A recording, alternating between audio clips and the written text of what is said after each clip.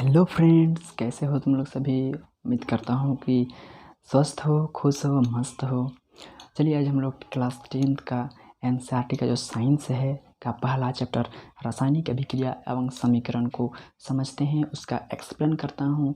और इस पार्ट को बहुत ही बढ़िया तरीक़ा से समझाने का कोशिश करूँगा, क्योंकि यही हमारा जो साइंस है उसका पहला चैप्टर भी है और केमिस्ट्री का पहला चैप्टर भी है। ठीक है, तो चलिए आज हम लोग शुरू करते हैं रासायनिक अभिक्रिया एवं समीकरण का जो हम लोग का चैप्टर है।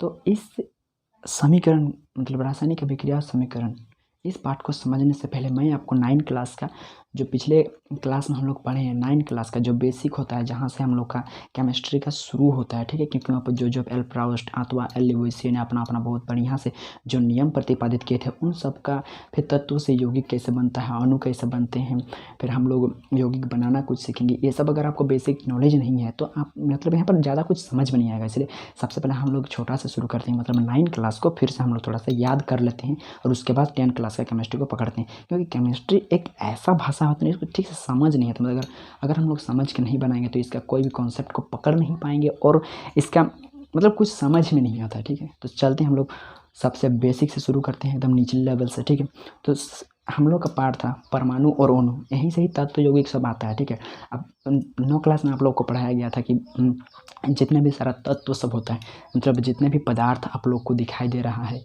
वो सभी पदार्थ किसी न किसी रूप से परमाणुओं से मिलकर के बना होता है। ये परमाणु कैसा चीज़ होता है, नया चीज़ आ गया, परमाणु होता क्या है। तो तब बहुत सारा जो वैज्ञानिक लोग था ना, हम लोग का भारतीय वैज्ञानिक भी थे, इनमें महर्षि कनाड नाम का एक भारतीय रसायन शास्त्र के दार्शनिक मतलब वैज्ञानिक थे माना जाएगा। उन्होंने सबसे पहले बताया था परमाणु के बारे में। फिर कात्यायन आया था, मतलब बहुत सारा वैज्ञानिक लोग आया था, इसी का हमको याद है अभी। महर्षि कनाड नाम का एक वैज्ञानिक था, उन्होंने बताया था कि जितना भी सारा चीज़ जो पदार्थ बने हो तत्वों से मिलकर के बने होते हैं। मतलब कोई भी पदार्थ होता है उसका सबसे छोटा जो कण होता है, सबसे छोटा कण, उसी को ही परमाणु कहा जाता है। जैसे कि हम लोग कोई भी पदार्थ को लेकर के आएंगे, ज़्यादातर यहाँ पर समझने के लिए अगर हम बात करेंगे कि तत्व क्या होता है, उसके छोटा पीस क्या होता है, इसको समझाने के लिए मतलब अगर मैं बोलूँ ना तो कि ये दीवार जो है, ये बोर्ड है, यहाँ पर ये सब पदार्थ हैं, तो ये सब मिल करके किसी न किसी एक छोटा सा कण से ही मिल करके बना होता है। वही कण को इन्होंने परमाणु कहा था। जैसे कि हम समझ में नहीं आया हमको कि ये सब कैसे छोटे छोटे कणों से मिल करके बना होते हैं। तो जैसे कि हम एक मिठाई को लेते हैं, ठीक है, मिठाई से ज़्यादा समझ में आता है। लेकिन मिठाई हमारा हो गया क्या, एक परमाणु हो गया। ठीक है, ये परमाणु जो है ना, मतलब मिठाई किससे मिलकर के बना होता है, छोटा छोटा बूंदिया, इसको बूंदिया देते हैं ना, बूंदिया जिसको हम लोग खाते हैं, वो बूंदिया सबको जब मुट्ठी में लेते हैं और ऐसे सान के एक लड्डू का निर्माण करते हैं, तो बोलेंगे तो बताओ जो मिठाई है उसका सबसे छोटा पीस क्या है, और बूंदिया तो है। उसी प्रकार से इन सभी चीज़ जो बना है छोटे छोटे कणों से उसके ऊपर में लग के सट करके एक बड़ा पदार्थ का निर्माण हुआ है। जैसे कि दरवाज़ा बोलो, आप लोग कुछ भी पदार्थ सबको देख रहे हैं, वो सब चीज़ का निर्माण जो होता है वो परमाणुओं से मिल करके ही बना होता है। अब हमको यहाँ पर ज़्यादा समझ में नहीं आया कि परमाणु से कैसे मिल करके बना होता है। ये मतलब हम लोग का डेली लाइफ में परमाणु का इतना ज़्यादा महत्वपूर्ण क्यों है, कहाँ है। ठीक है, तो चलिए इसको समझते हैं। जो हम लोग यहाँ पर वायुमंडल में सांस लेते हैं, यहाँ पर भी किसी न किसी रूप में हम लोग परमाणु उपस्थित है, और यही तत्व है, वो तत्वों का हम लोग ग्रहण करते हैं। जैसे कि ऑक्सीजन हो गया, जो सांस हम लोग लेते हैं, वो तो ऑक्सीजन भी तो एक ही परमाणु ही है। तो वो हम लोग ऑक्सीजन के रूप में उसको सांस लेते हैं। नाइट्रोजन हो गया, तो मेरा यहाँ पर हो गया कार्बन डाइऑक्साइड गैस हो गया, ये सब जितना वायुमंडल में गैस पाया जाता है ये सब भी परमाणु ही है। अब बोलेंगे हम लोग कहाँ पर, ज़मीन मिट्टी में क्या मिलेगा, तो मिट्टी में भी आप लोग को पता है नाइट्रोजन पाया जाता है, फास्फोरस मतलब उपजाऊ बनाने के लिए ज़मीन को बनाता है, नाइट्रोजन स्थिरीकरण होता है, तो ये सब क्या आता है, ये सब परमाणु है।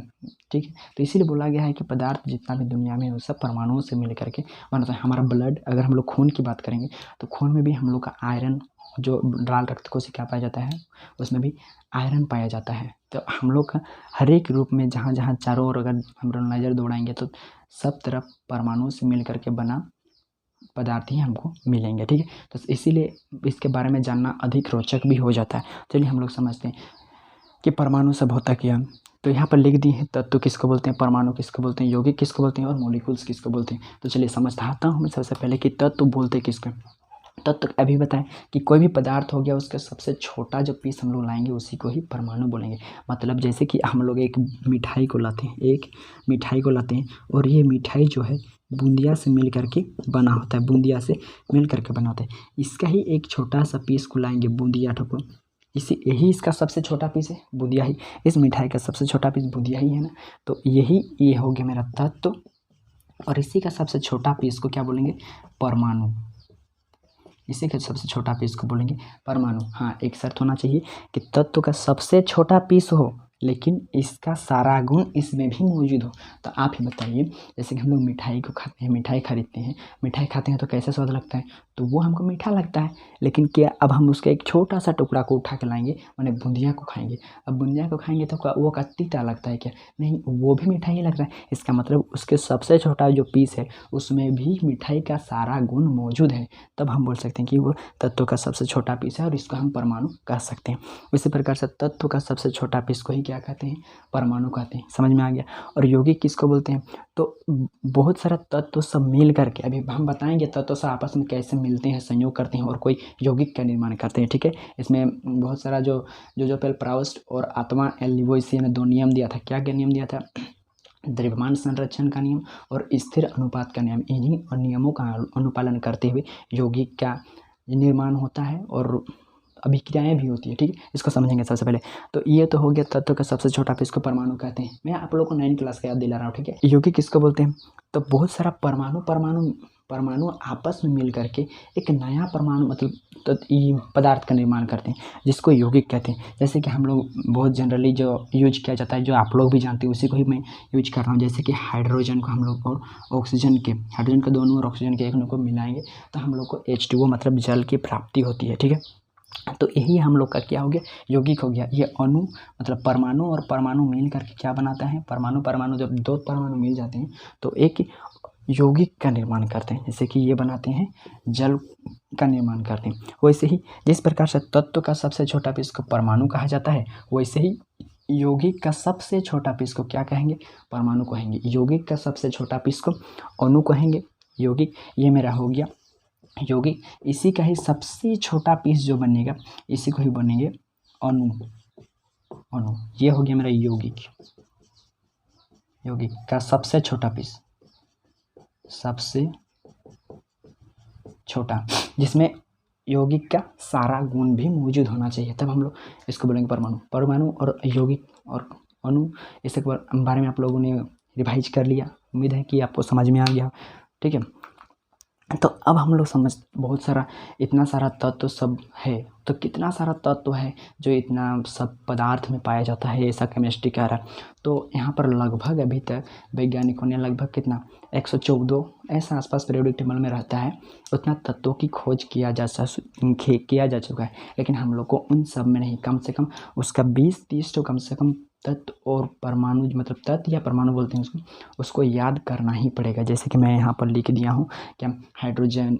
इसको याद किस तरह से किया जाता है? इसका परमाणु संख्या के साथ इसका याद करने से ज़्यादा हम लोग को फ़ायदा मिलता है। इसका कोर इलेक्ट्रॉन, संयोजी इलेक्ट्रॉन, आपको पता है, संयोजकता वैलेंसी जिसको बोलते हैं, यह निकालने में आसान होता है यदि आप लोग को तत्व के साथ उसका परमाणु संख्या भी पता हो तो इसको याद किया जाता है। हाइड्रोजन 1 हीलियम 2, जैसे मैं यहाँ पर लिख दिया हूँ, hydrogen 1 helium 2 lithium 3 beryllium 4 boron 5 carbon 6 nitrogen 7 oxygen 8 fluorine 9 neon 10 sodium 11 magnesium 12 aluminium 13 silicon 14 phosphorus 15 sulphur 16 argon 18 potassium 19 calcium 20 scandium 21 titanium 23 vanadium 22। उसके बाद 23 में क्या है? 23 में है vanadium, 24 chromium manganese 25 iron 26 cobalt 27 निकल 28 कॉपर 29 जिंक 30। उसके बाद गैलियम 31 जर्मेनियम 32 सेलेनियम 34। उसके बाद ब्रोमीन 35 क्रिप्टन 36। बस इतना तक कम से कम हम लोग को याद होना चाहिए। ठीक है, तत्व सबको एटॉमिक नंबर के साथ, परमाणु संख्या के साथ में। ठीक है, आप लोग याद कर लीजिएगा, 10 तो याद करना है, तो 10 तो पहले याद कर लीजिएगा। Hydrogen 1 helium 2 lithium 3 beryllium 4 boron 5 carbon 6 nitrogen 7 oxygen 8 fluorine 9 neon 10 हो गया।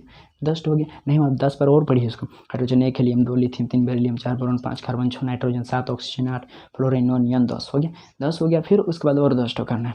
Sodium 11 magnesium 12 aluminium 13 sulphur silicon 14, phosphorus 15, sulphur 16, argon 18, potassium 19, calcium 20। इस प्रकार से अगर 15 बार 10 बार पढ़िएगा तो ये सब याद हो जाता है, ठीक है। तो इसको याद कर लीजिए आप लोग इतने, क्योंकि हम लोग देख रहे हैं डेली लाइफ में कितना ज़्यादा महत्वपूर्ण है तत्व। तो ये और इसके बाद यही तत्व सब मिल करके यौगिक का निर्माण करते हैं। मैंने यहाँ पर लिख देना यौगिक का सबसे छोटा अणु। तो यौगिक का निर्माण करते हैं, पर यौगिक का निर्माण ऐसे ही नहीं करते हैं कि हम कोई भी तत्व को उठा के ला देंगे और यहाँ पर एक दूसरे के सामने में रख देंगे तो वो लोग यौगिक का निर्माण कर लेगा, ठीक है। वही मैं यहाँ पर बताऊँगा किस तरह से संयोजित होते हैं एक दूसरे से। तो चलिए अब मैं आप लोगों को कुछ तत्वों के बारे में, तत्व की इम्पोर्टेंस क्यों है, मतलब इतना उपयोगी क्यों है, महत्वपूर्ण क्यों है, ये बता दिया, ठीक है। तत्व किसको बोलते हैं ये भी बता दिया। तत्व किसी भी पदार्थ का सबसे छोटा कण को परमाणु कहते हैं। तत्व किसको बोलते हैं और तत्व के बारे में नहीं बताएं। तत्व कोई पदार्थ होता है, शुद्ध पदार्थ होता है जिसको हम लोग, और तत्व किसको बोलते हैं तो तत्व वो शुद्ध पदार्थ होता है जिसका हम लोग 2 या 2 से अधिक प्रकार के और अलग अलग गुण के पदार्थ में उसको विभाजित नहीं कर सकते हैं, ठीक। उसी को ही तत्व कहते हैं। तत्व एक शुद्ध पदार्थ होता है जिसका हम लोग किसी भी विधि द्वारा, कोई भी विधि उसको लगा लें, उसको तोड़ नहीं सकते, मतलब तोड़ सकते हैं बट उसको अलग अलग गुणों में नहीं तोड़ सकते, ठीक है। इसी को क्या बोलते हैं तत्व कहते हैं। और तत्व के सबसे छोटा पीस को क्या कहते हैं परमाणु कहते हैं। परमाणु मिल जाते हैं तो बनता क्या है यौगिक, और यही यौगिक के सबसे छोटा पीस को क्या बोलते हैं हम लोग अणु बोलते हैं, ठीक है। तत्व समझ लिए और परमाणु समझ लिए, यौगिक समझ लिए और अणु को समझ लिए। अब ये अणु सब आपस में मिलते कैसे हैं इसको याद। अब हम लोग ये समझते हैं कि जो यौगिक, मतलब यौगिक बनते कैसे हैं आपस में, यौगिक बनाने का नियम क्या होता है किस तरह से। तो आप लोग 9 क्लास में बढ़िया से पढ़ चुके हैं। मैं यहाँ पर आपको सिर्फ रिवाइजन करा रहा हूँ, मतलब याद दिला रहा हूँ 9 क्लास को, कि उसमें आप लोगों ने परमाणु संख्या, परमाणु के बारे में बहुत सारा जानकारी हासिल किया था।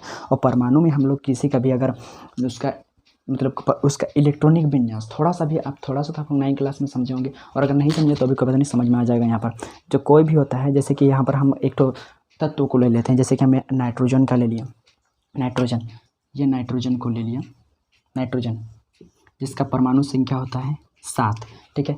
और ये परमाणु मतलब आपस में बंधन बनाते हैं अपना स्टॉक को पूरा करने के लिए। ये आपने पढ़ा नहीं पढ़ा तो मैं इस वीडियो बनाऊंगा 9 क्लास को भी लेकर के, पर अभी 9 क्लास का वीडियो मैं नहीं बनाता हूँ, 10 क्लास का बना रहा हूँ। लेकिन ये सब खत्म होने के बाद मैं 9 क्लास का भी बनाऊँगा, उसको देख लीजिएगा।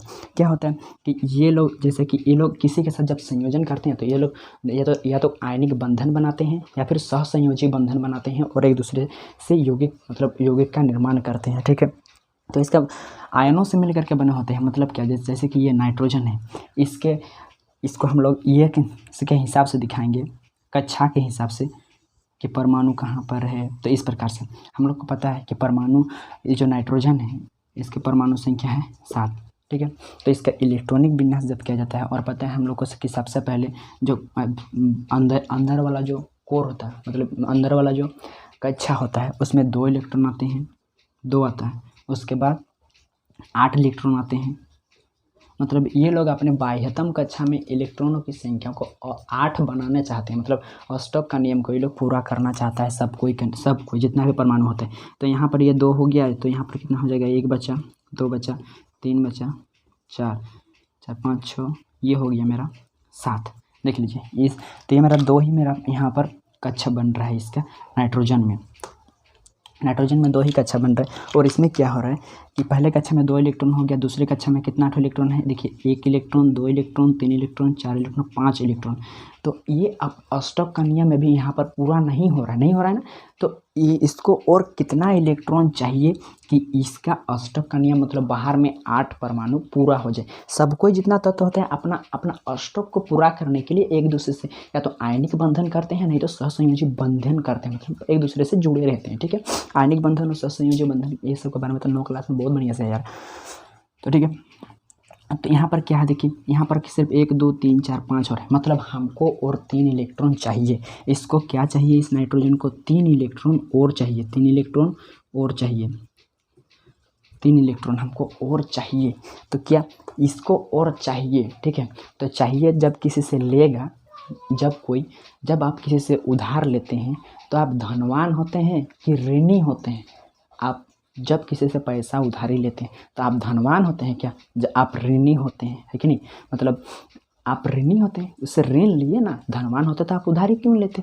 तो वैसे इसको किसी से लेना है, कितना इलेक्ट्रॉन, 3 इलेक्ट्रॉन, इसीलिए इसका जो होगा यह 3 इलेक्ट्रॉन लेने के कारण ये 3 जो होता है ये ऋण आयन हो जाएगा, मतलब इसकी जो संयोजी इलेक्ट्रॉन हो जाएगा, मतलब बाहर में जो रहता है बाहरी कक्षा में, मतलब जितना इलेक्ट्रॉन को और उसको ज़रूरत पड़ता है उसको संयोजी इलेक्ट्रॉन कहा जाता है। तो इसकी संयोजी इलेक्ट्रॉनों की संख्या कितना हो जाएगा, संयोजी इलेक्ट्रॉन की संख्या हो जाएगा इसका 3, माइनस में -3, ठीक है। अब ये -3 हो गया, संयोजी इलेक्ट्रॉनों की संख्या -3 हो गया, मतलब 3 इलेक्ट्रॉन को किसी से लेगा, जो देने वाला होगा उसी के साथ ही क्या करेगा, अभिक्रिया कराएगा और कोई यौगिक का निर्माण कराएगा। इसी को ही कहते हैं संयोजी इलेक्ट्रॉन। इस प्रकार से नाइट्रोजन को 3 इलेक्ट्रॉन का ज़रूरत है, इसलिए जो नाइट्रोजन का हो गया इसका आयन देखेंगे तो यह 3 ऋण आयन का इस और चाहिए, मतलब 3 इलेक्ट्रॉन के साथ ही साझेदारी करेगा। एक और हम लोग दूसरा परमाणु को ले लेते हैं। देखिए अभी हम सोडियम को लेते हैं, ठीक है। इसमें किस प्रकार से ये कितने इलेक्ट्रॉन के साथ लेन देन करके अपना मतलब लेन देन करके दूसरा परमाणु के साथ अपना यौगिक का निर्माण करेगा, ठीक है। तो वो देखते हैं। तो देखिए इसका परमाणु संख्या होता है 11। तो यहाँ पर हम लोग पता है कि ये जो होता है कक्षा में इलेक्ट्रॉन होता है और अंदर में नाभिक रहता है, परमाणु के नाभिक में रहते हैं परमाणु, ये नाभिक रहता है, इसके चारों ओर कक्षा होता है जिस पर इलेक्ट्रॉन चक्रण करता है। परमाणुओं के बारे में यही ना पढ़ाया गया है। तो इसमें क्या होता है, और हम लोग को पता है कि जो पहला कक्ष के कक्ष होता है उसमें 2 इलेक्ट्रॉन आते हैं। पहला कक्ष में कितना इलेक्ट्रॉन आएंगे, तो 2। इसके पास परमाणु संख्या 11 है। परमाणु संख्या को प्रोटॉन की संख्या बोलते हैं, जानते हैं आप लोग। तो यहाँ पर पहला कक्ष में आ गया मेरा 2 इलेक्ट्रॉन। फिर उसके बाद कितना आ जाएगा, 1 2 3 4 5 6 7 8, इसमें 8 इलेक्ट्रॉन आ गया। तो यहाँ से 8 और यहाँ से 2, तो 10 हो गया ना मेरा, 10 इलेक्ट्रॉन हो गया। अब कितना इलेक्ट्रॉन बच रहा है, यहाँ पर 11 है तो 1 इलेक्ट्रॉन बाहर में बच रहा है। तो देखिए बाहर में कितना बच रहा है, 1 इलेक्ट्रॉन। और जितना भी परमाणु लोग होता है वो लोग सभी कोई अस्टॉक का नियम का पालन करता है, मतलब बाहर में जितना बाह्य कक्ष में हमेशा या तो 8 परमाणु बनाने की कोशिश करेंगे या फिर वो लोग मतलब 8 परमाणु बनाने के लिए या तो किसी से लेंगे, नहीं तो उसको दे देंगे। तो यहाँ पर देखिए इसको अगर इसको अस्टॉक का नियम पूरा करना होगा ना तो इसको और 7 इलेक्ट्रॉन का ज़रूरत पड़ता है, 7 इलेक्ट्रॉन। और पता है जब इलेक्ट्रॉन का लेन देन होता है ना तो बहुत सारा ऊर्जा का ज़रूरत पड़ता है। किसी से हम ऐसे ही थोड़ी उधारी ले सकते हैं, उसको देना भी पड़ता है ना, तो ये सभी भी देना पड़ता है। इसके बारे में आप लोग 12 क्लास में जरूर पढ़ने को मिलेगा, ठीक है, पढ़ लीजिएगा। तो उतना इलेक्ट्रॉन को किसी से ले नहीं सकता। तो क्या करेगा ये, तुम ले लो भाई, मेरे पास ज़्यादा हो रहा है, तुम इसको ले लो, हम तुमको दे रहे हैं। तब ये 1 इलेक्ट्रॉन क्या कर देगा, दान कर देगा। मतलब क्या हो गया, धनी हो गया। दान करेगा तो ये धनी हो गया ना, तो ये 1 इलेक्ट्रॉन का त्याग करेगा। इसलिए जो सोडियम होता है ये इसका जो 1 इलेक्ट्रॉन का क्या होता है, धनायन होता है। तो इसमें क्या पाया जाता है, 1 इलेक्ट्रॉन प्लस पाया जाता है। और यही सब चीज़ मैंने यहाँ पर कुछ आयनों से बनने वाले यौगिक को यहाँ पर नोट करके रख दिया हूँ, जिसमें हाइड्रोजन +1 होता है, सोडियम +1, पोटेशियम +1, सिल्वर +1, कॉपर +1। मतलब ये देखिए कॉपर 2 हुए, तो एक पहला वाला को बोलते हैं क्यूप्रस, दूसरा वाला को बोलते हैं cupric, ferrous ferric, aluminium +3, zinc +3। ये भी याद होना जरूरी है अगर केमिस्ट्री को बढ़िया से समझना है तो, ठीक है। तो इसको याद रहना, मतलब जैसे कि हम लोग पहाड़ा को याद करते हैं, पहाड़ा याद करने से हम लोग का मैथ क्या होता है, आसानी से बन जाता है, हर बार गुणा करने का जरूरत नहीं पड़ता है कि नहीं। तो केमिस्ट्री को आसान करना है तो ये सब याद होना चाहिए बाबू लोग, ठीक है। तो हम लोग अच्छा से कर पाएंगे जल्दी से, नहीं तो ये सब निकालना भी आसान होता है अगर आपको परमाणु संख्या और अगर उसका परमाणु संख्या और परमाणु अगर याद है तब भी हम इसको कुछ संयोजी इलेक्ट्रॉन निकालना आसान है एकदम। 2 8 832 में रख देंगे, आपने से बाह्यतम कक्षा में कितना उसका इलेक्ट्रॉन है देखेंगे, वो इलेक्ट्रॉन लेना चाहता है कि देना चाहता है ये भी उससे डिसाइड हो जाता है। अगर लेना चाहेगा लेगा तो ऋणी हो जाएगा, दे देगा तो धनी हो जाएगा। तो इसको इसलिए याद करिएगा, मैं लिख दिया हूँ। जैसे यहाँ पर ऋण मूलक hydride, chloride, bromide, iodide, oxide, sulphide, hydroxide, nitride, HCO3 मतलब बाइकार्बोनेट, कार्बोनेट, सल्फाइड, सल्फेट और बाइसल्फेट कुछ प्रमुख मूलक सब हैं, आयनों से बनने वाले यौगिक हैं। इसी से यौगिकों का निर्माण होता है। अब हम यौगिक का निर्माण करना सिखाते हैं आपको, किस प्रकार से यौगिक मतलब तत्व आपस में जुड़ते हैं और एक यौगिक का निर्माण करते हैं। पर यौगिक का निर्माण करने के लिए जोसेफ एल प्रोस्ट और आंतोइन एल लेवोइसियर नाम का 2 वैज्ञानिक थे, उन्होंने आया और बताया कि कोई भी तत्व उठा के लाओ इसको और इसको आपस में जोड़ दो और बन गया तुम्हारा यौगिक। ऐसा नहीं होता है। ये लोग भी कुछ ना कुछ नियम का पालन करते हैं, तबे जा करके एक दूसरे से संयोजित होते हैं, मतलब और एक नया यौगिक का निर्माण करते हैं। तो ये लोग कौन सा नियम का पालन करते हैं? तो ये लोग करते हैं, पहला तो स्थिर अनुपात का नियम।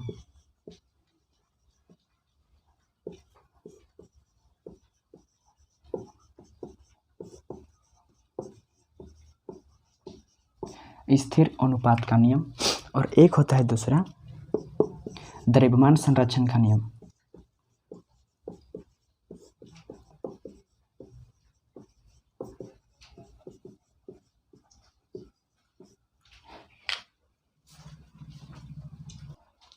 चलिए, ये दो नियम दिए थे, एक होता है स्थिर अनुपात का नियम, एक है द्रव्यमान संरक्षण का नियम। तो ये द्रव्यमान संरक्षण का नियम कहता है कि जब कोई हम लोग कोई रासायनिक अभिक्रिया कराएंगे ना, अभी तो कराए नहीं है ना रासायनिक अभिक्रिया, क्या है छोड़िए, इसके बारे में ज़्यादा नहीं आते। पर स्थिर अनुपात का नियम जो हमारा लिवोइस ने दिया था, उसमें कहा गया है कि हम लोग कोई भी, जैसे कि हम लोग को क्या जल बनाना है, तो जल बनाने के लिए आपको पता है किस किस चीज़ का ज़रूरत पड़ता है। एक चीज़ पड़ता है हाइड्रोजन का और एक पड़ता है ऑक्सीजन का। और यहाँ पर हमको पता है कि ये क्या होता है, हाइड्रोजन का 2 अणु चाहिए और ऑक्सीजन का 1 अणु चाहिए। और स्थिर अनुपात का नियम ये कहता है कि आप चाहे कहीं का भी पानी को उठा करके लाइए, आप कहीं तालाब का लाओ, कुआं का लाओ, नदी का लाओ, झरना का लाओ, तो वहाँ पर हम लोग विघटित करेंगे, उस जल का अगर हम लोग विघटित करेंगे तो वहाँ पर हमको मिलेगा जो है, अगर हम लोग परमाणु या अणु देखेंगे तो हाइड्रोजन के 2 अणु और ऑक्सीजन का 1, मतलब 2:1 में ये लोग संयोजित रहते हैं। मतलब जल में जो हाइड्रोजन और ऑक्सीजन है, इनका अनुपात देखा जाए तो 2:1 में रहते हैं। और इसका अगर हम लोग का द्रव्यमान, ठीक है, इस तरह अनुपात मतलब इस परमाणुओं का द्रव्यमान का अनुपात देखेंगे तो हाइड्रोजन का पता है आपको द्रव्यमान, तो सबका द्रव्यमान निकालना आपको पता है ना। जैसे कि ये हाइड्रोजन हो गया, हीलियम हो गया, लिथियम, बेरियम, बोरॉन, इस सब का द्रव्यमान कैसे निकाला जाता है, इसका डबल कर दीजिएगा और डबल के आसपास ही कुछ होता है। जैसे कि क्लोरीन का होता है 17, 17 दूना 34, उसमें 35.5 हो जाता है, ठीक है। तो थोड़ा बहुत आगे पीछे होता है लेकिन अधिकतर का डबल ही हो जाता है, तो वही उसका द्रव्यमान। तो हाइड्रोजन का तो एक ही परमाणु संख्या होता है, मतलब इसका एक ही होता है। और ऑक्सीजन का क्या होता है 8, मतलब 8 दूना का कितना हो जाएगा 16, ठीक है। मतलब कितना निकलेगा, देखिए ये इसको समझ लिए। अब हम लोग इसको समझ लेते हैं थोड़ा सा। क्या हो गया, ये 1 को 2 बार गुना करेंगे तो 1 को 2 बार गुना करेंगे तो कितना हो जाएगा, इसको हमेशा गुना किया जाता है, इसके बारे में आप लोग को पता है ना। तो 2:2:16, इसको काटेंगे तो 2:2, 2×8 16, मतलब 1:8। तो इस प्रकार से अगर देखेंगे कोई जल ला करके, तो वहाँ पर उसमें जो अणु है हाइड्रोजन और ऑक्सीजन, परमाणु है हाइड्रोजन और ऑक्सीजन, वो लोग का अपना द्रव्यमान के किस अनुपात से संयोजित रहते हैं। तो उसमें ऑक्सीजन का जो द्रव्यमान होगा वो होगा 8, और हाइड्रोजन का जो द्रव्यमान होगा वो कितना होगा 1। इस प्रकार से यदि हम कहीं का भी, अगर हम 9 लीटर या फिर 9 ग्राम पानी को लेकर के आएंगे, 9 ग्राम पानी, 9 ग्राम पानी को लेकर के आएंगे, तो यहाँ पर से हमको क्या मिलेगा, जो 8 ग्राम मिलेगा, 9 ग्राम में से 8 ग्राम मिलेगा क्या, ऑक्सीजन मिलेगा। और 1 ग्राम हमको क्या मिलेगा, 1 ग्राम मिलेगा हमको हाइड्रोजन मिलेगा, 1 ग्राम हाइड्रोजन और 8 ग्राम ऑक्सीजन, चाहे वो कहीं का भी पानी हो। तो इस प्रकार से ये लोग स्थिर अनुपात का नियम का पालन करते हैं और एक दूसरे से मिल करके यौगिक का निर्माण करते हैं। चलिए, हम लोग इस प्रकार से बहुत सारा यौगिक का निर्माण, मतलब आयनों के लेन देन से पिछले कक्षा में आप लोग मतलब रासायनिक सूत्र का निर्माण करना सीखेंगे। रासायनिक सूत्र का निर्माण किस प्रकार से होता है ये सीख लेते हैं, ठीक है। पहले आपको आयनों से बनने वाले यौगिकों के बारे में आप लोग को पता है ना, 9th क्लास में है। आयन से किस प्रकार से आयन मतलब वो लोग बंधन बनाते हैं, आयनिक बंधन, सहसंयोजी बंधन। तो वही हम लोग आयनों से बनने वाले कुछ यौगिकों के बारे में चर्चा करेंगे। जैसे कि हम लोग को पता है कि क्या नमक, जिसका सूत्र होता है NaCl, सोडियम क्लोराइड, ये आपस में जुड़े कैसे हैं। एक तो होता है क्या सोडियम और एक होता है क्या क्लोरीन, ठीक है।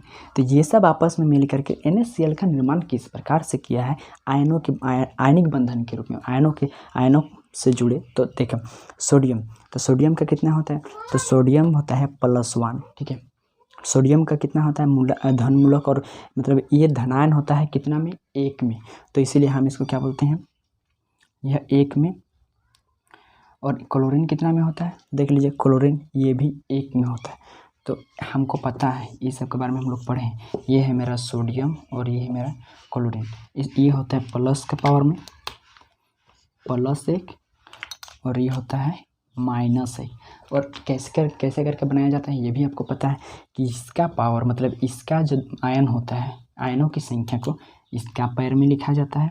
और इसका जो आयन मतलब देखिए क्लोरीन के आयनों की जितना भी संख्या रहता है उसको इधर वाला जो सोडियम है उसका पैर में, जो सोडियम का पावर होता है मतलब सोडियम का जो आयन होता है उस आयन को क्लोरीन के पैर में इसमें चेंज कर दिया जाता है। 1 है तो इसमें 1 लिखेंगे, और इसका भी 1 है तो इसमें भी 1 लिखेंगे। इस प्रकार से ये लोग क्या का निर्माण करते हैं, 1 को गुना करेंगे तो 1 ही होता है, इसलिए इस प्रकार से ये लोग मिल करके बनाता है सोडियम और ये क्लोरीन।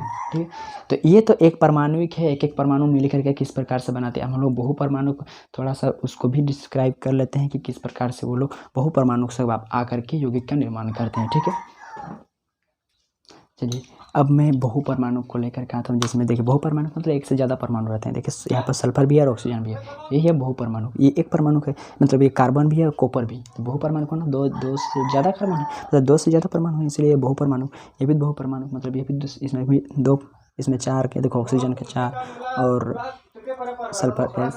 तो ये किस प्रकार से आपने मतलब अभिक्रिया करेंगे और मतलब आयनों का लेन देन से किस प्रकार से यौगिक का निर्माण करेंगे ये भी देख लेते हैं। तो देखो भाई मैं आप लोग को बार बार बोलना चाहता हूँ, इसके लिए आप लोग उनको जो संयोजी इलेक्ट्रॉन होता है जो बाह्य कक्षा में उसका जो इलेक्ट्रॉन बचता है वो याद रखना बहुत ज़रूरी है।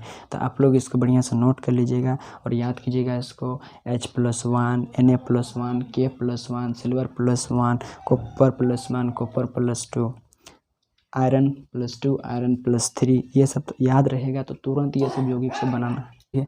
तो ये कॉपर हो गया, ये प्लस होता है, इसका 2 धनायन होते हैं मतलब इसका बाहर के जो बाहरी कक्षा में इलेक्ट्रॉनों की संख्या 2 बच जाता है जिसको ये देना चाहता है। ठीक है, इसीलिए इसका +2 होता है और सल्फर होता है उसका -2 क्योंकि ये 2 इलेक्ट्रॉन लेना चाहता है मतलब 6 रहता है बाह्य कक्षा में इलेक्ट्रॉनों की संख्या, 2 इलेक्ट्रॉन लेंगे। तो बहुपरमाणु के आयनों की संख्या सबको याद करना बहुत जरूरी है। तो इस किस प्रकार से अभिक्रिया करेंगे और कॉपर सल्फेट का निर्माण करेंगे वो देखते हैं। ये इधर में है मेरा कॉपर और इधर में है मेरा सल्फर। और हमने कहा था कि जो इसका जो आयन होता है वो इसके पैर में 2 आयन है तो यहाँ पर 2 लिख देंगे। इसका पावर कितना है तो इसके पावर में भी 2 है तो इसको भी हम लोग पावर में 2 लिख देंगे। तो इस प्रकार से हम लोग का जो बनेगा वो इधर से Cu2 बनेगा प्लस SO4 का होल 2 बनेगा। तो आपको ये भी पता होता है कि जिसका सेम पेयर में जो अणुओं की सेम मतलब आयनों की संख्या रहता है, जैसे कि इसमें भी कितना है, इसमें भी 2 है और इसमें भी 2 है, सेम संख्या अगर दोनों में रहता है तो या तो हम इसको हटा देते हैं या फिर इन दोनों को उठा करके जैसे कॉमन लेना जैसे मान के चल सकते हैं यहाँ पर लिख देते हैं दोनों को, या फिर इसको हटा भी सकते हैं। आपको जो भी अच्छा लगे वो करना है। ठीक है, तो इस प्रकार से कोई बहुपरमाणु भी अपने आयनों की सहायता से यौगिक का निर्माण करते हैं। तो इन सब का निर्माण को अगर बढ़िया तरीके से जानना है तो हम लोग को तत्व की संख्या, तत्व के परमाणु संख्या और तत्व और आयनों से बनने वाले कुछ यौगिकों को याद करना होगा। एक परमाणु के वाले सबको तो हम लोग आराम से निकाल सकते हैं, इसलिए कुछ बहुपरमाणु जो आयन होते हैं वो लोग उनका मूलक सबको मतलब धन मूलक है, ऋण मूलक है, कितना ठो धनी है कितना ऋणी है इसको याद करना होगा सबसे पहले तो। ठीक है, आई होप कि ये वीडियो आपको समझ में आया होगा। और रासायनिक विज्ञान का ये बेसिक था, ये 10th क्लास का पार्ट से रिलेटेड नहीं है, ये 9th क्लास का मैंने थोड़ा सा रिवाइज करा देना चाहा ताकि 10th क्लास में जो पढ़ेंगे वो समझ में आ जाए। क्योंकि अभी से अगर हमको ये सब चीज़ इतना सारा चीज़ अगर पता ना रहता तो 10th क्लास थोड़ा सा हार्ड लगता है। अब आपको 10th क्लास हार्ड नहीं लगेगा आपको यदि इतना बात मेरा समझ में आ गया होगा। तो मैं एक और उदाहरण लेता हूँ ताकि अगर आपको अभी भी नहीं समझ में आया हो तो मतलब आयनों से यौगिक किस प्रकार से बनते हैं ताकि आपको समझ में आ जाए। देखिए एल्यूमिनियम का +3 होता है, एल्यूमिनियम का अगर आप निकाल भी लीजिएगा तो भी +3 ही निकलता है। एल्यूमिनियम +3 मैं यहाँ पर लिख दिया। और क्लोरीन का होता है मेरा -1। ये अपने मूलों मतलब आयनों की लेन देन करके किस प्रकार से बनाएंगे। ये एल्यूमिनियम है, इसका पावर ये मतलब इसका कितना है आयन, 1 आयन है, तो यहाँ पर लिखेगा 1। और एल्यूमिनियम हो गया। अब ये क्लोरीन को लिखते हैं हम, क्लोरीन। और क्लोरीन ये किसका, क्लोरीन ये किसका आयन को लेगा, एल्यूमिनियम का। तो 3 आयन है, तो ये लिखेगा अपना पैर में 3। तो इस प्रकार से हो जाएगा AlCl3, इसको बोलेंगे एल्यूमिनियम क्लोराइड। जब भी आपको यदि कहीं पर आपको इस तरह से कोई यौगिक दिखाई देता है, जैसे कि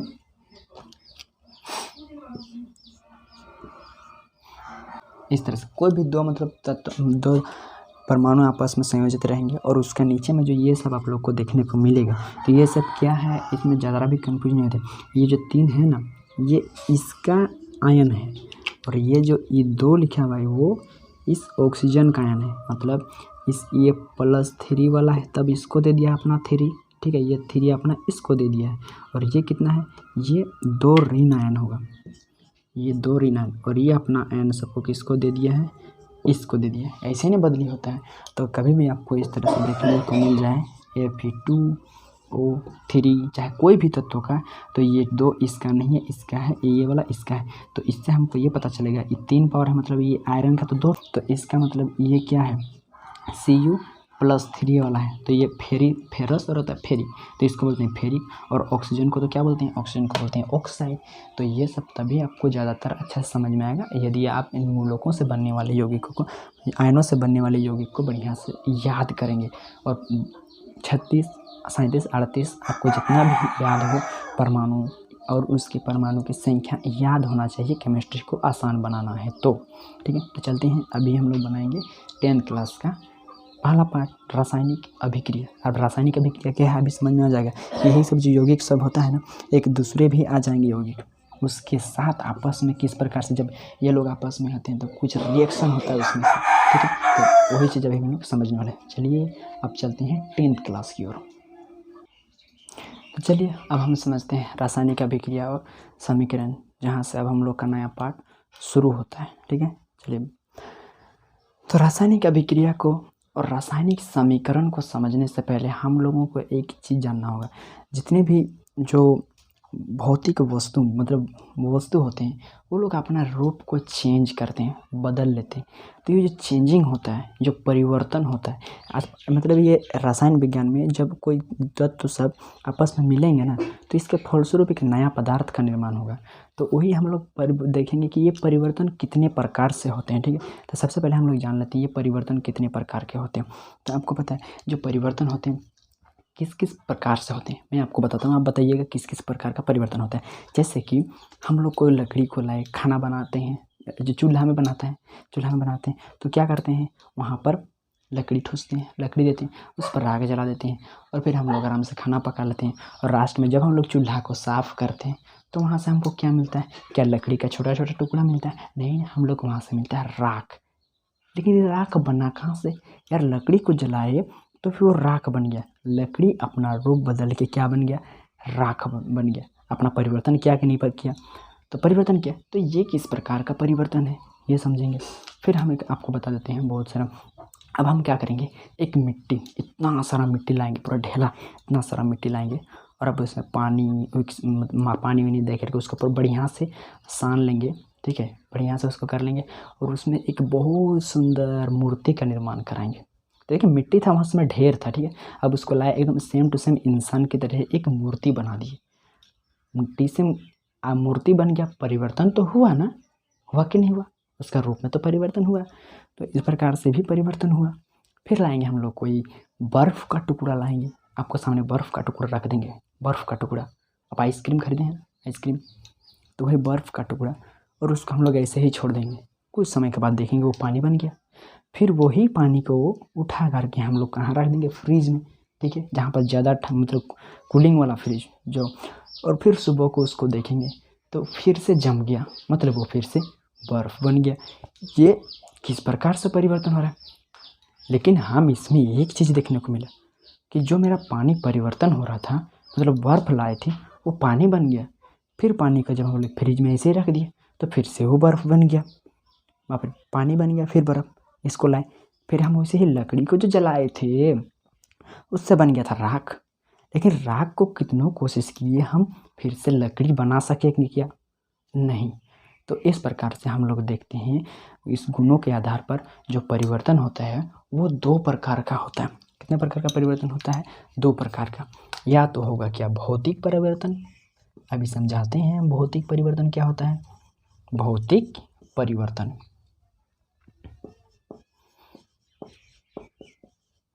नहीं तो क्या होगा, रासायनिक परिवर्तन।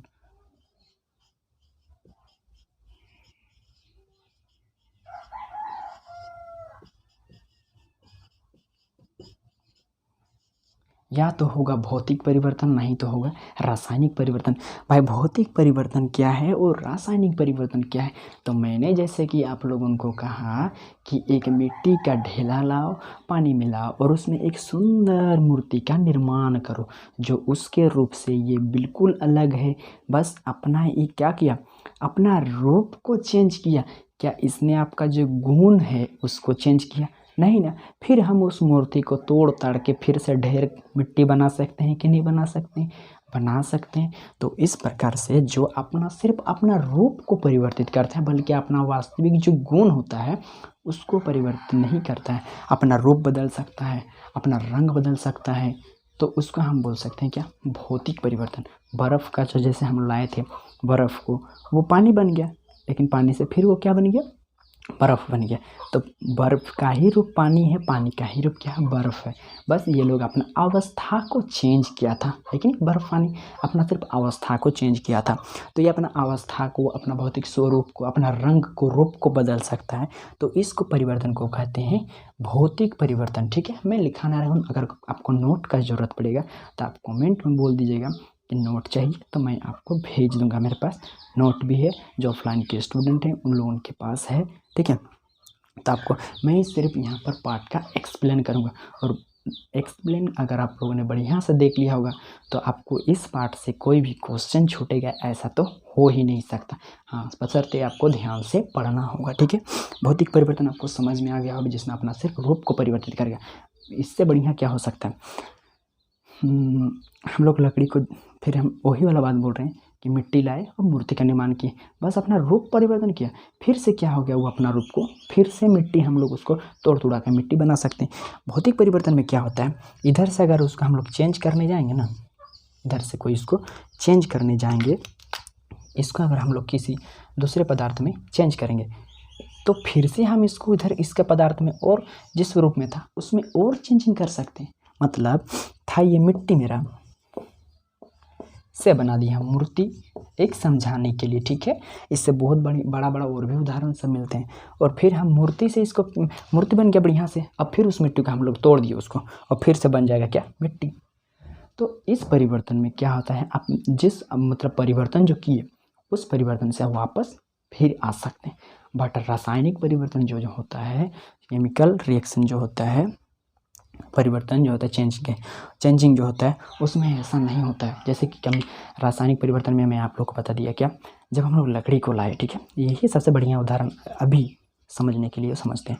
लकड़ी को लाए, चूल्हा में डाले, आग लगा दिए और बन गया राख। तुम हजारों कोशिश करो, जितना भी कोशिश करो, उसको फिर से हम लकड़ी में परिवर्तित नहीं कर सकते। और एक चीज़ ध्यान दिया आपने कि यहाँ पर ना लकड़ी एक अलग पदार्थ है और राख एक अलग पदार्थ है। सर, लकड़ी को जलाने से ऊपर से एक धुआं जो अलग पदार्थ है, लकड़ी से तो बिल्कुल अलग पदार्थ है का निर्माण हो रहा है। तो बताओ, तो रासायनिक परिवर्तन में ना अपना मूल रूप ही चेंज होता है, रूप नहीं, अपना गुण चेंज हो जाता है। लकड़ी का गुण अलग है, ठीक है, और वो जो धुआं बन रहा है, राख बन रहा है, इसका गुण कुछ अलग है। तो इस प्रकार के परिवर्तन में जो होता है, अपना मूल गुण जो होता है वो परिवर्तन हो जाता है। जैसे कि हम लोग का था क्या, लकड़ी, और इसी लकड़ी को हम लोगों ने क्या किया, जलाए, इस लकड़ी को जला दिए, ठीक है। तो जलाने से हम लोग को क्या मिल गया, राख मिल गया। अभी हम समझते हैं इसी से ही, राख मिल गया।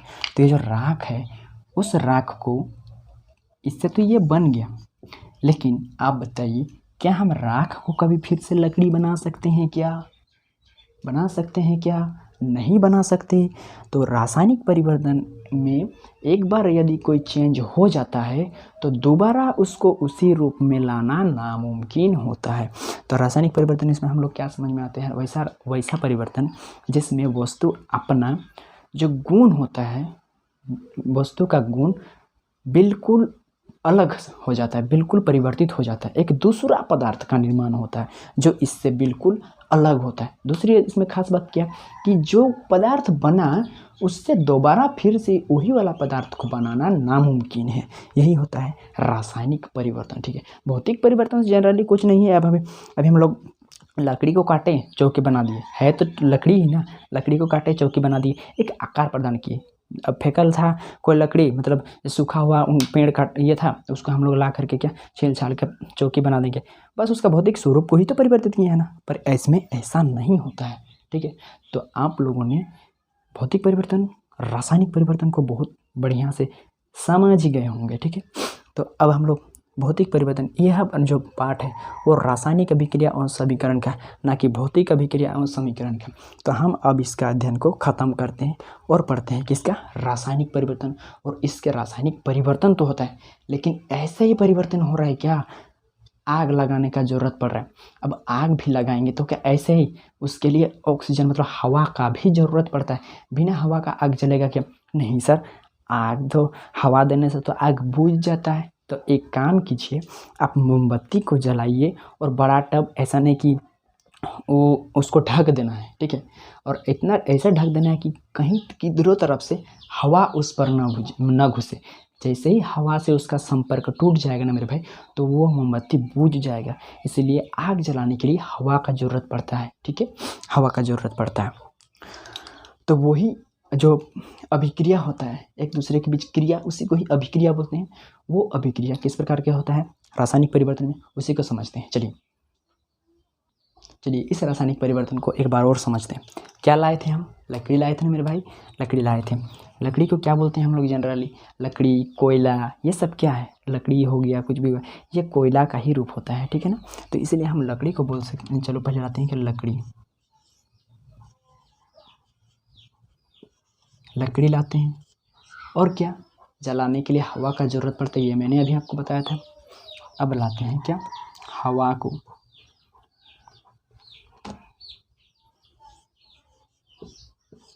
और इस पर क्या करते हैं, माचिस मारते हैं, मतलब इसको लगा देते हैं आग। और आपको पता है ना, आग जलाने का साइन यही होता है, मतलब इसको गर्म कर रहे हैं। और नहीं पता है तो जान लीजिए कि कोई भी अगर इस तरह से त्रिभुज आकार का आपको दिखाई देगा किसी एरो के ऊपर में, इसको एरो बोलते हैं, अभी सब के बारे में बताएंगे हम, इसको क्या बोलते हैं, इसको क्या बोलते हैं। तो इस प्रकार से अगर दिखाई दिया, मतलब उसको क्या गर्म कर रहे हैं। कोई लकड़ी लाए हवा की उपस्थिति में, अगर हम उसको गर्म कर दिए तो बन क्या रहा है मेरा, एक तो बन रहा है मेरा राख। पहले तो बनेगा क्या, धुआं बनेगा, और क्या बनेगा, राख, जो अवशेष है, ठीक है। राख क्या है, अवशेष है। तो इसी को क्या बोलते हैं, देखिए यही है हम इसी के बीच में हम क्या कराए, अभिक्रिया कराए, किसके किसके बीच में, लकड़ी और हवा के बीच में अभिक्रिया कराए, किसकी उपस्थिति में, आग दे करके। तो क्या बन गया, मेरा धुआं बन गया और अवशेष के रूप में राख मिल गया, ठीक है। तो रासायनिक परिवर्तन को ही क्या बोलते हैं पता है, रासायनिक अभिक्रिया बोला जाता है। रासायनिक परिवर्तन को ही रासायनिक अभिक्रिया बोला जाता है। कैसे, मैं बताता हूँ अभी। तो कैसे करके हम बोल सकते हैं कि रासायनिक परिवर्तन ही रासायनिक अभिक्रिया है, कैसे बोल सकते हैं, तो क्यों नहीं बोल सकते हैं भाई। जब हम, तो रासायनिक अभिक्रिया का परिभाषा हम इस प्रकार से दे सकते हैं कि जब दो या दो से अधिक पदार्थ आपस में अभिक्रिया करते हैं, तो क्या अभिक्रिया कर एक नया पदार्थ का निर्माण करता है, उसी को ही बोलते हैं रासायनिक अभिक्रिया। और इसी को ही तो बोलते हैं रासायनिक परिवर्तन। जब कोई पदार्थ आपस में मिलता है या फिर कोई पदार्थ से बिल्कुल नए पदार्थ का निर्माण होना ही हम लोग का रासायनिक परिवर्तन कहलाता है। और जब कोई दो पदार्थ, एक पदार्थ नहीं हो सकता है क्या, क्यों नहीं, अभिकारक डालेंगे उसमें, उत्प्रेरक डाल देंगे तो भी होगा एक पदार्थ से भी, तो ठीक है। तो कोई दो पदार्थ, दो या दो से अधिक पदार्थ आपस में क्रिया करके, अभिक्रिया करके कोई नया पदार्थ का निर्माण करते हैं, तो उसी को ही कहते हैं रासायनिक अभिक्रिया, ठीक है। तो रासायनिक अभिक्रिया का मैं यहाँ पर डिफिनेशन लिखूँ कि ना लिखूँ, आपको अगर नोट्स चाहिए तो फिर से बोल रहा हूँ, आप कमेंट्स कीजिएगा, मैं आपको नोट्स भेज दूंगा PDF के द्वारा, ठीक है। यहाँ पर नोट्स नहीं चाहिए हम लोग का, मैं सिर्फ एक्सप्लेन करूँगा, ठीक है। तो ठीक है, तो रासायनिक परिवर्तन समझ लिए। अब रासायनिक अभिक्रिया भी हम लोग समझ लिए। रासायनिक परिवर्तन को ही मैंने क्या कहा, रासायनिक अभिक्रिया। रासायनिक परिवर्तन को ही मैंने कहा रासायनिक अभिक्रिया। तो इस प्रकार से जब कोई दो या दो से अधिक पदार्थ आपस में क्रिया करते हैं, संक्रिया करते हैं और उससे एक नया पदार्थ का निर्माण होता है, उसी को क्या बोलते हैं, रासायनिक अभिक्रिया बोलते हैं। और रासायनिक अभिक्रिया में जो लोग भाग लेते हैं ना, लड़ाई में जो लोग भाग लेते हैं उसको बोलते हैं सैनिक। उसको क्या बोलते हैं, सैनिक, योद्धा, ठीक है। तो इस प्रकार से जो रासायनिक क्रिया में भाग लिए, यहाँ पर रासायनिक जो अभिक्रिया हो रहा है इसमें भाग कौन कौन ले रहे हैं, लकड़ी और हवा, यही दोनों ले रहे हैं भाग। तो इन सब को कहा जाता है जो रासायनिक अभिक्रिया में भाग लेते हैं, ठीक है, जो भाग लेते हैं उन्हें कहते हैं अभिकारक।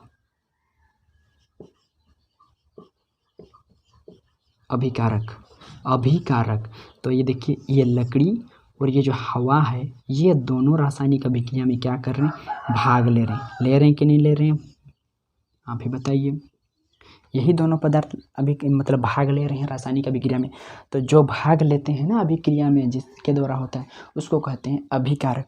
और रासायनिक अभिक्रिया के दौरान उसके उपरांत जो नया पदार्थ बनता है उसको बोलते हैं उत्पाद। जो नया पदार्थ बनता है उसको क्या बोलते हैं, उत्पाद। तो मेरा जो भी जिसका भी निर्माण हो रहा है उसको हम लोग क्या बोलेंगे भाई, उसको बोलेंगे उत्पाद। एक चीज़ और होता है यहाँ पर, ये झगड़ा लगाने वाला, मतलब कोई होता है ना घर में, ज़्यादातर क्या होता है, आमने सामने पड़ोसी में ये चुगली कर देगा इसको, वो चुगली कर देगा इसको। एक आदमी होता है जो बहुत ज़्यादा साला झगड़ा लगा देता है दोनों के बीच में।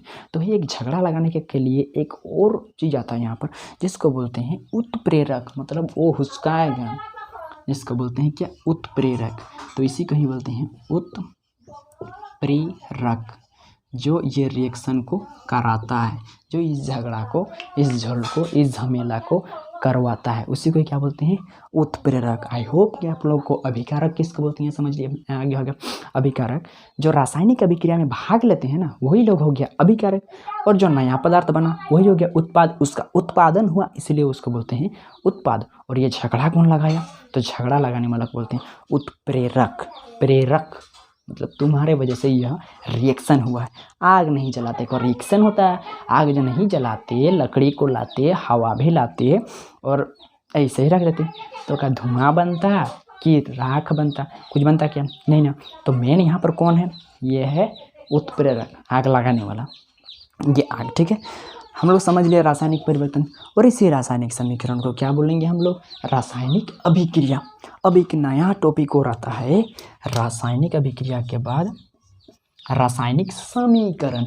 अच्छा, रासायनिक अभिक्रिया में ये सब बुक में दिया हुआ है, ठीक है। मतलब कोई भी दो पदार्थ होते हैं उनको प्लस चिन्ह के साथ लिखा जाता है और वो LHS में होता है। तो अभिकारक LHS में ही ना होगा।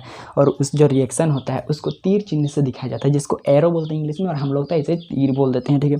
उस तीर के ऊपर में उत्प्रेरक को दिखाया जाता है। और जो अभिकारक बनते हैं जो RHS में होते हैं, मतलब राइट हैंड साइड तरफ होता है, उसको भी प्लस चिन्ह के साथ दिखाया जाता है। ऐसा हम लोग का बुक में लिखा हुआ है, ठीक है। तो वो सब जनरली हम लोग को समझ में आ जाता है, ठीक है।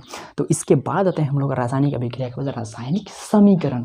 ये रासायनिक समीकरण क्या होता है भाई, इसको भी जान लेते हैं सबसे पहले हम लोग।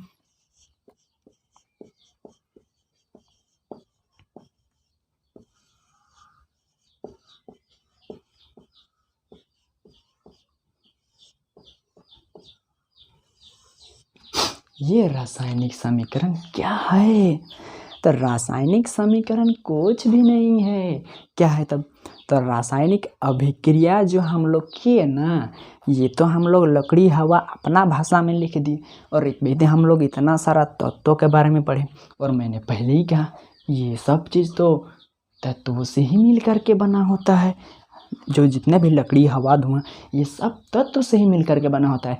तो भाई हम लकड़ी और हवा के बदले में संकेत में जो लिखा हुआ है हम लोग का हाइड्रोजन, हीलियम, लिथियम, बोरोलियम, पोटेशियम, आर्गन, यही सब का प्रयोग करके जब हम लोग लिखते हैं इस समीकरण को इन लोगों के बदले में, तो उसी को ही बोलते हैं रासायनिक समीकरण, ठीक है। मतलब जब रासायनिक अभिक्रिया को सांकेतिक रूप में लिखा जाता है, सांकेतिक मतलब क्या, लकड़ी के लिए कोई संकेत लाएंगे हम लोग, ठीक है। इसके लिए कोई हाइड्रोजन हीलियम कुछ लाएंगे, हवा के लिए भी कुछ लाएंगे, हाइड्रोजन हीलियम ऑक्सीजन कुछ किसी को भी ला देंगे। तो संकेत इसके बदले में कुछ और तो लिखे ना, इसी को ही जो हम लोग सांकेतिक रूप में लिखेंगे। तो हम लकड़ी के बदले क्या लिखेंगे, तो लकड़ी के बदले में लिखेंगे हम लोग कार्बन। कार्बन जो होता है लकड़ी से ही बना होता है, आपको पता है ना। कोयले का निर्माण किस प्रकार से होता है, हजारों करोड़ों साल जब पेड़ पौधे ये सब जब अवशेष जब वह ज़मीन में दब जाता है तो क्या वही कोयले का निर्माण करता है। कोयला निर्माण ये किसका है, ये भूगोल में रहता है ये सब, ठीक है। तो लकड़ी कोयला का ही रूप होता है और इसको हम लोग देते हैं क्या, हवा को क्या बोलते हैं, ऑक्सीजन। और एक चीज़ आपको पता है कि ऑक्सीजन अकेले में हवा नहीं होता है, जो भी गैस होते हैं ना वो 2 अणु में रहते हैं, ये जैसे कि O2, तब बोलेंगे इसको ऑक्सीजन गैस। नाइट्रोजन होता तो N है लेकिन ये गैस के रूप में है, कब बोलेंगे, जब इसके पैर में होगा 2, ठीक है। तो इस प्रकार से जब हम इसको इस हवा को ऑक्सीजन मतलब लकड़ी को कार्बन से, हवा को ऑक्सीजन के साथ दिखाएंगे, तब ये ऑक्सीजन मतलब कार्बन और ऑक्सीजन अभिक्रिया करके किसका निर्माण करेंगे, उत्पाद का, मतलब धुआं का, जिसको हम लोग बोलते हैं कार्बन डाइऑक्साइड। ये कार्बन और ऑक्साइड क्या बनेगा, कार्बन डाइऑक्साइड ही ना बनाएगा, तो क्या बनाएगा, CO2 का निर्माण करेंगे प्लस। और भाई और बोलेगा कि राख को क्या बोलते हैं, तो राख बोल दिए थे, वह एक अवशेष है। हम लोग का अवशेष क्या पता है, जो खाते हैं उसका अवशेष क्या तो ये अवशेष है, ठीक है। ये राख क्या है, अवशेष है। तो इस प्रकार से जब हम लोग रासायनिक इस अभिक्रिया को रासायनिक समीकरण के रूप में दिखाते हैं तो उसी को ही बोलते हैं रसायन। जब रासायनिक अभिक्रिया को सांकेतिक रूप में दिखाते हैं, ठीक है, रासायनिक अभिक्रिया को सांकेतिक रूप में बोलेंगे, सूत्र के रूप में दिखाते हैं, तो उसी को ही बोलते हैं रासायनिक समीकरण। देख लीजिए उसी को क्या बोलते हैं, रासायनिक समीकरण। ये रासायनिक समीकरण आपको समझ में आ ही गया होगा। मैं एक और रासायनिक समीकरण को लेकर के आया हूँ, ठीक है। जैसे कि मैग्नीशियम और ऑक्सीजन गैस, इसको जब हम लोग अभिक्रिया कराएंगे तो मैग्नीशियम ऑक्साइड का निर्माण होगा। अच्छा, आप लोग को यहाँ पर कहीं डाउट है कि सर ये सब आपस में किस प्रकार से मिल रहे हैं और मैग्नीशियम ऑक्साइड का निर्माण कर रहे हैं, ये डाउट ना हो बोल करके मैं पहले ही आपको आयनों से यौगिक किस प्रकार से निर्माण होता है ये बता दिया हूँ ना भाई, बता दिया हूँ। तो इसमें डाउट नहीं होना चाहिए। फिर भी अगर डाउट है तो अभी ख़त्म हो जाएगा डाउट, किस प्रकार से हो रहा है। देखिए ये मैग्नीशियम है ना, मैग्नीशियम ये Mg और ये क्या है, O2 है, O2। मैग्नीशियम का कितना होता है इसको याद कर लीजिएगा। तो मैग्नीशियम का यहाँ पर है ही नहीं तो कोई बात नहीं, मैग्नीशियम का हमको नहीं बताएगा। मैग्नीशियम कितना में आता है, अरे है 12। मैग्नीशियम का परमाणु संख्या कितना होता है, 12। तो 12 में कितना होगा, 2 हो गया पहले, ये 8 हो गया, 10 यानी कि 2। लास्ट में इसका कितना इलेक्ट्रॉन बच रहा है, 2 इलेक्ट्रॉन। तो 2 इलेक्ट्रॉन को ऑब्वियसली क्या करेगा, ये त्याग देगा, मतलब ये प्लस में धनवान बन जाएगा, प्लस 2 आयन का धनवान बन जाएगा, ठीक है। अब ये ऑक्सीजन क्या होता है भाई, ऑक्सीजन का 2 आ गया मेरे यहाँ पर। तो ऑक्सीजन क्या हो जाएगा, ऑक्सीजन का क्या होता है, ऑक्सीजन का -2 होता है, ऑक्सीजन का -2 होता है ना। देखिए ऑक्सीजन का -2 होता है, मतलब ये 2 इलेक्ट्रॉन का लेगा यहाँ पर। तो ये आपस में इस प्रकार से अभिक्रिया करते हैं, ये मैग्नीशियम हो जाता है और इसका पावर इसके ये में चला जाता है, मतलब इसका जो आयन है, मैं ऑक्सीजन का आयन इसके पैर में, और जो ऑक्सीजन है मेरा यहाँ पर O2 वो मैग्नीशियम का आयन इस पर चला जाएंगे। हाँ यहीं पर ही मत लिख दीजिएगा इस तरह से। और मैंने आप लोगों से ये भी कहा कि जब दोनों का पैर में 2 कॉमन हो, एक ही चीज़ हो, दिखाई दे रहा है ना, M दिखाई दे रहा है कि नहीं,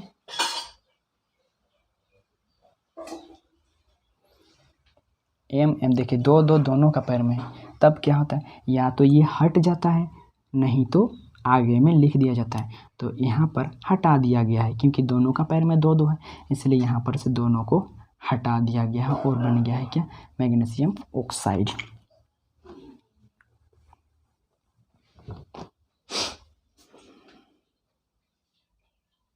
ठीक है, तो इस प्रकार से मैग्नीशियम और ऑक्साइड आपस में मिलकर के मैग्नीशियम ऑक्साइड का निर्माण करते हैं। ये मैग्नीशियम ऑक्साइड का निर्माण किस प्रकार से होता है, जैसे कि ये मैग्नीशियम ऑक्साइड क्या होता है मैं आपको पहले समझा देना चाहता हूँ। जैसे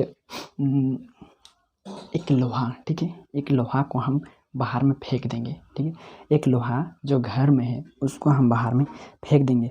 कुछ दिन बाद हम देखते हैं कि उस पर कुछ परत चढ़ जाता है, मतलब उस पर ऐसा लगता है कि मिट्टी वहाँ पर चिपक गया। जब उसको ठन ठन करके ऐसे देते हैं तो वो क्या होता है, झड़ जाता है। पता है ऐसा क्यों होता है?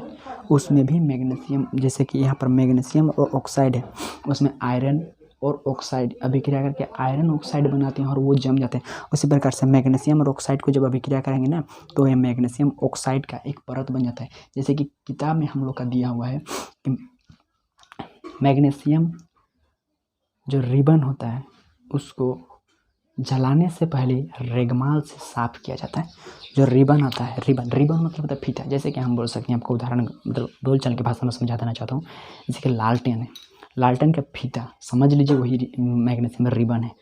उसको अगर हम लोग वायु में छोड़ देंगे ना, उसमें मैग्नीशियम रिबन में अगर हवा लग जाएगा, वो मैग्नीशियम रिबन कुछ अलग सा होता है, उसमें अगर उसको हवा के संपर्क में जैसे आया ना तो उसके ऊपर में एक परत चढ़ जाता है, मैग्नीशियम ऑक्साइड का एक परत चढ़ जाता है, ठीक है। और वो उस परत को चढ़े रहने के कारण उस पर जब आग लगाते हैं, माचिस लगाते हैं तो वो जलता ही नहीं है। जैसे कि हम क्या करेंगे, एक मार्कर है, हाँ ये मार्कर है, इस मार्कर के ऊपर में क्या करेंगे, मिट्टी पोत देंगे। इस तरह से मिट्टी पोत देंगे, मार्कर नहीं, कोई लकड़ी लाते हैं, उसके ऊपर में क्या करेंगे, मिट्टी से पोत देंगे और फिर उसको क्या करेंगे, हम उसको जलाएंगे तो क्या वो जलेगा? वो तो पूरा ढक गया है। उसी प्रकार से मैग्नीशियम रिबन जो होता है ना, उसके ऊपर मैग्नीशियम रिबन जो मैग्नीशियम का बना होता है, वो जब वायु के संपर्क में आता है ना तो उसके साथ अभिक्रिया कहलाता है वायु के साथ, और वो मैग्नीशियम रिबन मतलब फीता के ऊपर मैग्नीशियम ऑक्साइड का एक परत चढ़ जाता है। और जब परत चढ़ने के कारण जब हम उसको आग लगाते हैं तो वो आग नहीं लगता है। पहले उसको क्या करना पड़ेगा, उसको झाड़ा लेना पड़ेगा, हटा लेना पड़ेगा, और उसके बाद आग लगाएंगे तो आग लग जाएगा। तो उसको हटाने के लिए जो है रेगमाल से उसको साफ किया जाता है, ठीक है। यही सवाल पूछते हैं कि मैग्नीशियम रिबन को जलाने से पहले रेगमाल से साफ क्यों किया जाता है? तो क्यों किया जाता है? क्योंकि रेगमाल जो ये फीता हम बताए थे भी, ये फीता जो है ये किसका बना होता है? मैग्नीशियम का बना होता है। ये बना होता है मैग्नीशियम का। जब ये बाहर आता है और वायु के संपर्क में आ जाता है तो ये क्या बना देता है, मैग्नीशियम ऑक्साइड का एक परत बना देता है। मैग्नीशियम ऑक्साइड का एक परत बना देता है, जो कि क्या करता है, जब इसके परत के जमने से हम लोग जब उसमें आग लगाते हैं तो आग नहीं लगता है। तो सबसे पहले ज़रूरत होता है कि इस मैग्नीशियम रिबन को हटाना। जैसे कि लोहा में भी एक परत चढ़ जाता है ना ऊपर में, जब उसको हम लोग ठन करके ये करते हैं तो वो झड़ जाता है और मेन लोहाटा हम लोग का बच जाता है। हाँ, संक्षरित होता है, ये बात अलग है। तो इस प्रकार से उसके ऊपर में मैग्नीशियम ऑक्साइड का एक परत चढ़ जाता है, और उस परत के चढ़ने से आग लगाने पर आग नहीं लगता है, जिसके लिए उसको रेगमाल जो पोंछने के लिए आता है, उस रेगमाल से उसको बढ़िया से साफ किया जाता है ताकि जो मैग्नीशियम ऑक्साइड का परत चढ़ा है वो हट जाए और हम लोग का आग लग जाए। आई होप आपको ये वाला बात समझ में आ गया होगा। लिख नहीं सकिएगा ना, तो मैग्नीशियम रिबन को जलाने से पहले रेगमाल से साफ क्यों किया जाता है नहीं बताऊंगा, आपको समझ में आ गया, ठीक है। तो चलिए हम लोग समझ लिया आज रासायनिक परिवर्तन किसको बोलते हैं। इससे पहले 9 क्लास का भी रिविजन किए, रासायनिक अभिक्रिया को समझ लिए, फिर रासायनिक समीकरण को भी समझ लिए। आई होप कि ये वीडियो आप लोगों के लिए हेल्पफुल रहा होगा। यदि नहीं है, आपको समझ में नहीं आया तो आप कमेंट्स कीजिएगा। इसके बाद जो पार्ट में बनाऊंगा ना, उसमें आपको जहाँ पर समझ में नहीं आया उसमें मैं और ज़्यादा एक्सप्लेन करने की कोशिश करूँगा। मैं सिर्फ पार्ट का एक्सप्लेन करा रहा हूँ, नोट्स नहीं, ठीक है। अगर आपको नोट्स का ज़रूरत पड़ेगा तो कमेंट्स में ज़रूर बोलिएगा। और यदि वीडियो पसंद आए तो सब्सक्राइब करो, लाइक करो और हमारे साथ जुड़ जाओ। हम बहुत ही बढ़िया और बेहतरीन तरीके से, यार 10th क्लास एक बार मिला है, इसके बाद हमको 10th क्लास पता नहीं मिलेगा कि नहीं। ऐसा होता है कि 10th के बाद बहुत सारे बच्चे ऐसे ही नहीं करते हैं, इंटरमीडिएट जो करते हैं वो बहुत सारा बच्चा लोग क्या होता है, आर्ट्स के लाइन में चला जाते हैं। और आर्ट्स के लाइन में चला जाने के बाद क्या होता है, वो लोग को कभी साइंस पढ़ने को नहीं मिलता है, उसके साइंस मिलता ही नहीं है। केमिस्ट्री, फिजिक्स, बायोलॉजी ये सब क्या होता है पता ही नहीं रहता है, बस मैथ क्या होता है ये भी नहीं पता। इसलिए 10th क्लास एक ऐसा लेवल है जहाँ पर हम लोग को बहुत ही बेहतर तरीके से पकड़ बनाना होगा, क्योंकि अभी हम लोग नंबर लाएंगे, इससे कोई लेना देना, मतलब क्या बोलेंगे, लाइफ में भी आपको कंपटीशन इतना ज़्यादा बढ़ गया है ना। इसलिए कंपटीशन बहुत ज़्यादा बढ़ने के कारण हम लोग को हर एक चीज़ पर डीपली गहराई से अध्ययन करना होगा, जितना ज़्यादा से ज़्यादा एकदम अभी से कॉन्सेप्ट को समझना होगा, पकड़ के रखना होगा, ताकि हम आगे बेहतर कर सकेंगे, ठीक है। तो इसलिए आर्ट्स में चला जाने वाले बच्चा लोग बस 10th क्लास तक ही साइंस में ही पता है, तो आपको बढ़िया से पढ़ना होगा, बेहतर तरीके से पढ़ना होगा, ठीक है। चलिए मिलते हैं नेक्स्ट वीडियो में, और नेक्स्ट वीडियो में आगे का इस पार्ट को बढ़ाऊँगा, उसके बाद समझाऊँगा कि या रासायनिक समीकरण को संतुलित कैसे किया जाता है, एक भी डाउट नहीं छोड़ूंगा। ठीक है, मिलते हैं नेक्स्ट वीडियो में।